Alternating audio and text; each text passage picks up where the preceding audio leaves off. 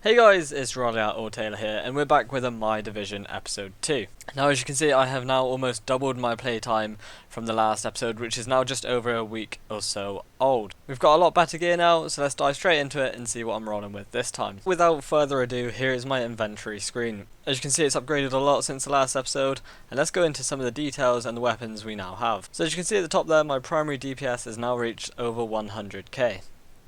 This is what I was aiming to do, was trying to keep the health also relatively high, which is currently sitting at 62,000. I now have a high-end Vector which I was able to afford via the blueprints. The Vector I got pretty lucky with. It has a solid plus 22 critical hit chance, with the talents Fierce, critical hit chance is increased by 8% when using this weapon. Haven't yet unlocked this talent, but that's where I'm aiming to go. Ferocious is damage against elites and named enemies is increased by 13%, so this is a very good weapon for the Dark Zone.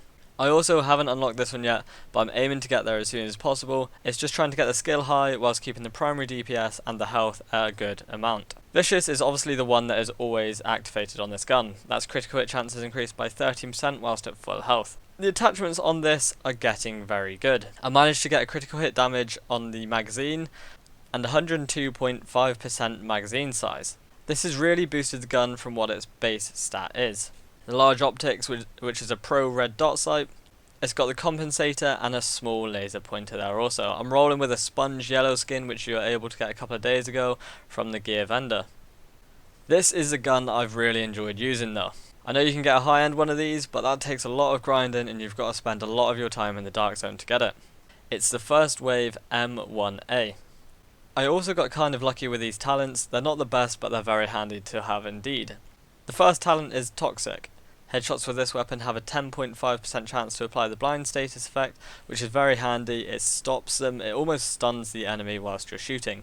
The second talent is Proficient. The first bullet shot when out of combat has a 40% bonus chance to result in a critical hit. Now I do notice this helps a lot, and I do seem to get a lot more critical hits than when I don't.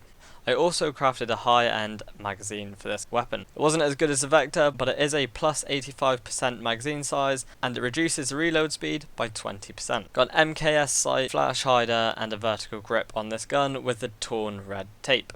As you can see now, I have got a lot more high-end gear in this character. I was able to get a nice piece of armor. This actually focused on stamina at the time when I got it, but I managed to re-roll it and get a nice plus 514 on firearms. My mask is a very handy plus 558 on stamina and a plus 98 on the electronics. It's not too damaging to my firearms whatsoever, so I'm very happy with this mask at the moment. You can see it's got 11 health on a kill, 11% increased kill experience, and a plus 9 ballistic shield health. Obviously that one doesn't really matter because I don't roll with a ballistic shield whatsoever. The gloves are really handy. I've got a plus 6% critical hit chance on them, along with a plus 11 damage to elites. The shotgun bonus doesn't really bother me because I don't use shotguns, but I am looking to make a shotgun build soon.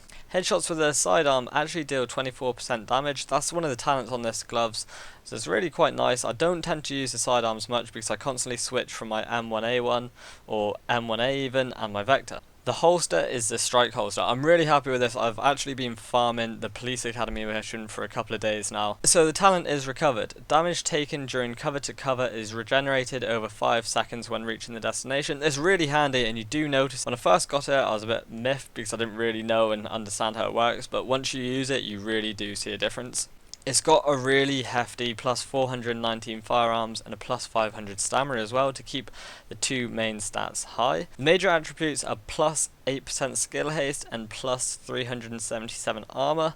And skill attributes are sticky bomb damage, which I'm not actually using, but I do tend to switch to them sometimes. And then we've still got a couple of superior things. We've got the Urban Assault Pad. It's mainly focused on stamina with a plus 483. The major attributes are 203 armor and 4% protection from elites, which come in very handy when obviously you're doing that grind. As you can see there, the minor attributes are plus 94% bleed resistance, plus 8 enemy percent armor damage, and plus 68% scavenging if you're looking for those double golds when you kill. It's also got the plus 7% first aid ally heal. And this is my backpack or rucksack, whichever you prefer. It just about tickles the firearms, increasing it by 108.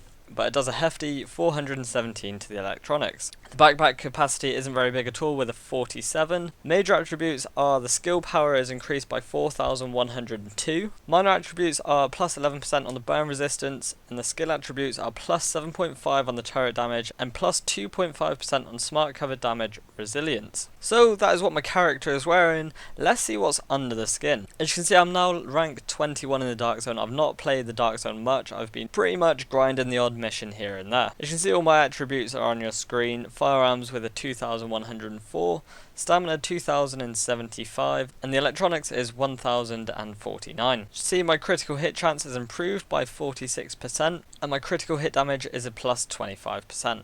Headshot damage is a whopping plus 217, the accuracy 47 with stability sat at 46. Some other interesting stats as I scroll through here.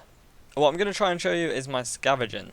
As you can see, my scavenging is only at 83%. I'm trying to get this as high as possible to increase my chances of getting the better loot and improving my character for the Incursions update. I didn't actually do this last time, but I thought I'd run through my abilities and show you what I'm running with. I'm actually rolling the medical pulse scan with the mod tactical scanner. The damage is increased when attacking any hostile targets identified by the pulse scan. So this is really good. I'm pretty much spamming the LB button to send out a pulse as soon as I can. This is something I never really used up until a couple of days ago. When I was stuck on a mission, I thought, what could improve my damage? And this was one that I came up with. It's a smart cover, and it really increases your damage and gives a massive buff. If you haven't, or if you're struggling on mission, make sure to use this and you'll understand where I'm coming from. It's actually a lifesaver. It's so good. I haven't actually put any mods on it. I've not really looked into those yet, but I might use them when I'm grinding the police academy in the next couple of hours. And I'm using the tactical link.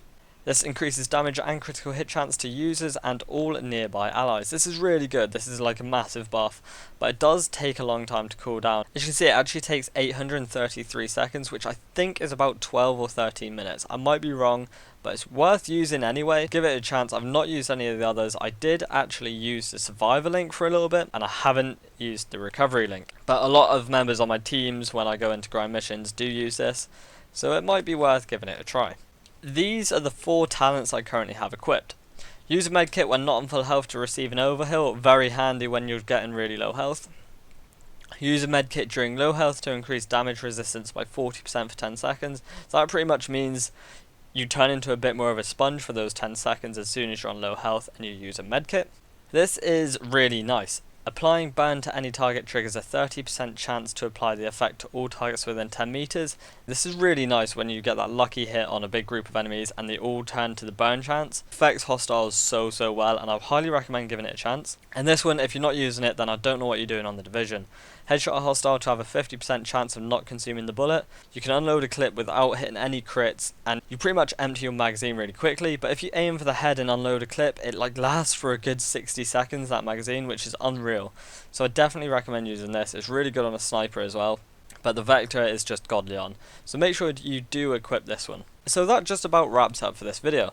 If there's anything I've missed on my Division agent, let me know and I'll be sure to revisit it in the next one. But thank you so much for watching, and if you enjoyed this video, make sure to click that like button. If you're new around here, make sure to subscribe for a lot more Division content and gameplay. Until then, I'll see you next time. Back to West.